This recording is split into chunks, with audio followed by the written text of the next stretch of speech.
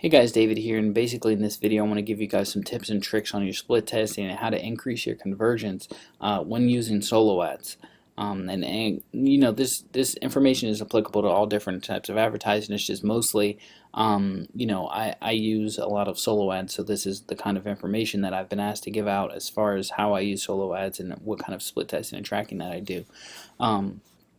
So let me take you on this journey, and first let me say that this is not a sales pitch for lead pages, ClickFunnels, or OptimizePress. If you click the link below, it takes you to the actual way to get involved in my business and with me, and not necessarily you know, not how to buy one software over another. That's not what this video is about. It's about raw information and what it is that you need to be doing. So let's dig in. We got a 4% opt-in rate off of an 800 click, and that was terrible, right? That's a terrible thing. And what I did was I liked this this page, right? It was a lead pages page that I really liked as far as what the page looked like. It wasn't necessarily that I was in love with the page, because an opt-in page is just, you know, a picture, a headline, and, you know, a way for them to enter some information, and that's kind of, you know, what a squeeze page or a capture page is. It's not so much that you love anything as far as the page goes or anything like that, but it really did have a cool graphic. It was a two-step at this point in time, and I really liked what it was doing. So what we had was a 4% opt-in rate on 800 click solo, and basically what this means is that it means that 4 people out of every 100 are probably going to give you their email address, right? This conversion ratio is terrible, right? Because with the solo ad, what you're doing is you're sending out an individual advertisement, and most of the time we're paying for clicks, right? There are other ways to do solo ads, but most of the times we're going to pay for clicks. We're going to get so many people to click on this page. What we need to do is drive up the amount of people who click on a page, right? The clickers, clicks to subs, right, or subscribers.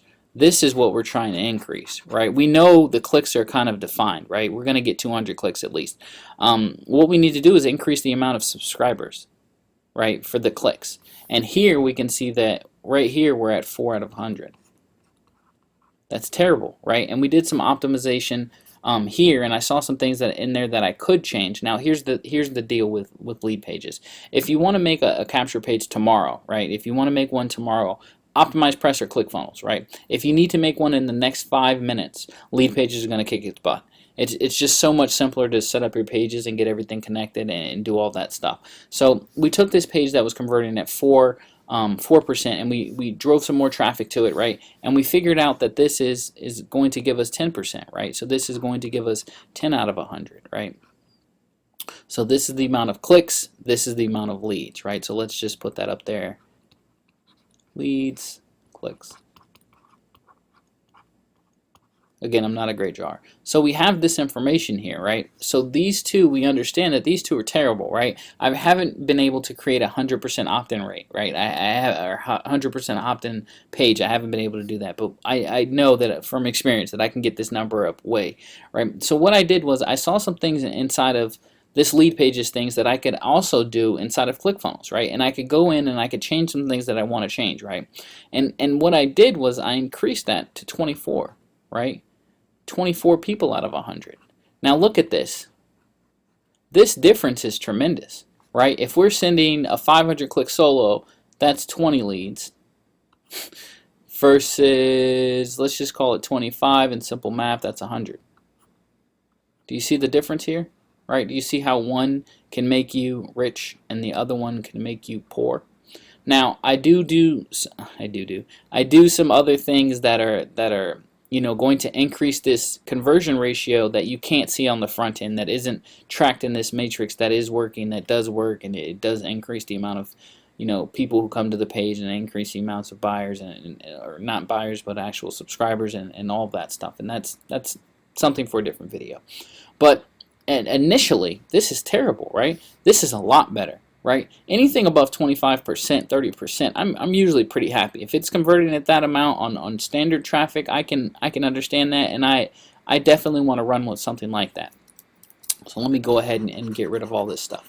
So once we had that information, once we knew that was the information that was going on, those were the amount of subscribers, these are the amount of leads, all this other stuff. We have all of this information, and we have this type of information that is going to actually go out there and get us the information or the actual data that we need to move forward.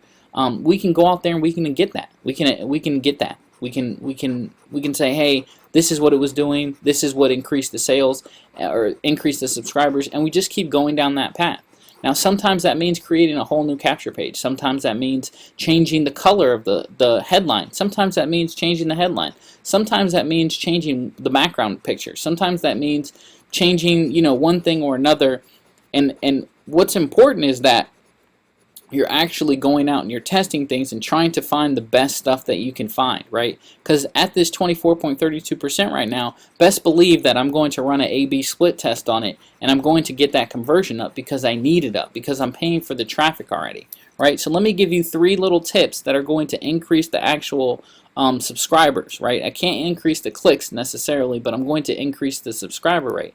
Number 1 is I'm only going to ask for their name, right?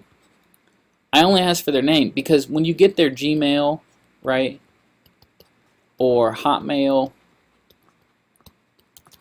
or Yahoo, a lot of the times the name is included with the email, right? If you send me an email address and you click on the receiver, you see it, you'll see what their name is, right? You'll see that it's from blah, blah, blah.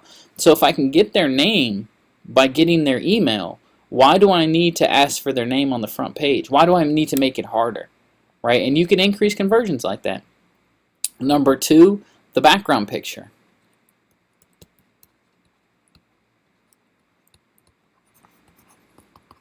The background pic has to be congruent with the actual ad on the page, right? And what the ad is the headline, right? The headline or whatever it is, the curiosity, right? To get them to actually click on it, to say, I'm going to give you my email address. What exactly is this, right? That picture has to be congruent, right? If you have a picture of a mom making $1 million, but your language in the ad or your actual, even a step further, your offer is geared towards guys, you're going to have a hard time selling that, right? Because people are going to land on that page and see the woman, but see the masculine language and not understand that. In their head, it's just not going to be right, and they're going to leave, right? So that's another thing that you want to make sure. The background picture needs to be congruent with the actual headline or what actual language you have on that page to get them to click on and subscribe.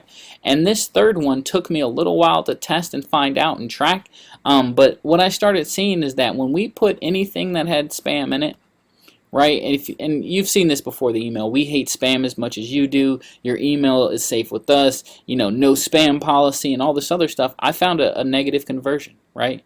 My ads went down when I had this in there, right? I got less subscribers by having spam. Even though I said, we don't spam, the negative connotation of spam was far greater than the positive connotation of we don't. Right? Or you're safe. None of this mattered when I put spam there, right? It didn't matter if I said, hey, we don't spam, it still went down. Versus nothing, which was kind of my control for that test when I figured this out. And then my actual, what I did was I tested this against nothing, I went down, and then I tested nothing against different words, right? Like we don't spam, or your email is safe with us, or privacy policy guaranteed, or etc., etc., etc. When I started testing those phrases underneath the email box, right, and that's where it goes, right underneath the email box, right, emails right here, email, and then you put your little email letter right here. You can. Sometimes this increases conversions, sometimes it doesn't. Depends on the page and the traffic modality. And once we had this, right, and then we had this, we saw a boost in conversion.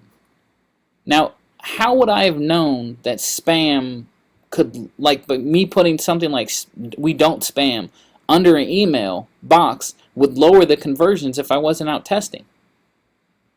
I implore you guys to do the testing and tracking that you need to do, because this is money, right? The difference between having 10% opt-in rate versus 24% opt-in rate is a ton of money, right? So this is the important stuff that maybe isn't as shared so often, right? This type of information, if you want it, I'm giving it to you, right? You don't have to search for it. You don't have to do anything else, but this is the type of information that I'm giving out. I just want to add value to what it is that you guys are doing so that you can be more successful, right? I'm in the back of a brick and mortar business that I made money from online to open up. Now, I'm not saying that everyone has to do that or that, you know, this is everyone's goal, but it was my goal, right? So I went out and I did it. To think that I'm doing this and I'm making these videos and all this stuff and that you can't do this same thing, right, is preposterous, right? Anyone can do this. To say that my testing is different than your testing is stupid, right? It doesn't make any sense. You can do all of this testing that I'm doing and you can come to your own results. Some of them are going to be similar. Maybe you find something different. Maybe you find something better or worse, but it doesn't matter. You're trying to better yourself and trying to do better as a marketer, as an advertiser. So this is kind of what this whole thing is about. Always split test. Always. Right? Always be looking to improve. Always be looking for the better thing, because the difference between here and here could be a couple of grand. It could be $100,000. It could be millions of dollars over the course of advertising, right? Not one ad, no get-rich-quick scheme or push-button riches or anything like that. But what I'm saying is that if we're running 20 or 30 ads, you know, across 20 or 30 ads, now this was 1,190 clicks, right? Versus this, and we're still running on this, or I'm still running on this, but already I'm getting far more opt-ins, right? Already my percentage is up. My percentage was steadily around 8 to 10% through the whole test. This one really was like lower, right? So we were at like 2% for most of the clicks, and then, you know, it went up. I got a few opt-ins right in a row towards the end, which boosted the actual average of this one, but it wasn't necessarily going to be too much better than this one, you know, ever. It never looked promising. It never looked like it was going to turn into a winner. This one actually, you know, didn't really look like a winner, and it got a little bit better towards the end, but it didn't turn out the way it is, but the way I wanted it. But this one is going good. It already started well. It's going, you know, good right now, or well right now, and I'm just going to continue to build upon this one, because even though I may like what this one was doing better, I like money more, and I like having conversions and sales more than I like a capture page, because it's a cool looking capture page, or it does a weird trick on the capture page, or it, you know, whatever. So I hope this video helped you guys out. If you're looking for a business, or you're looking for someone to join or partner with in business, you can go ahead and click the link below and actually join my team. But this information, this stuff right here, is what you guys need to be watching for. You need to find people who are putting out information like this and follow them, and actually start doing what it is that they're doing and model that behavior. If you want the same results as somebody else, you have to model their behavior, and that's really the secret, guys. So we'll talk to you in the next video real soon. I hope this helped you out. Like and comment. If you have any questions, go ahead and ask them in the description below. So we'll see you soon. Thanks.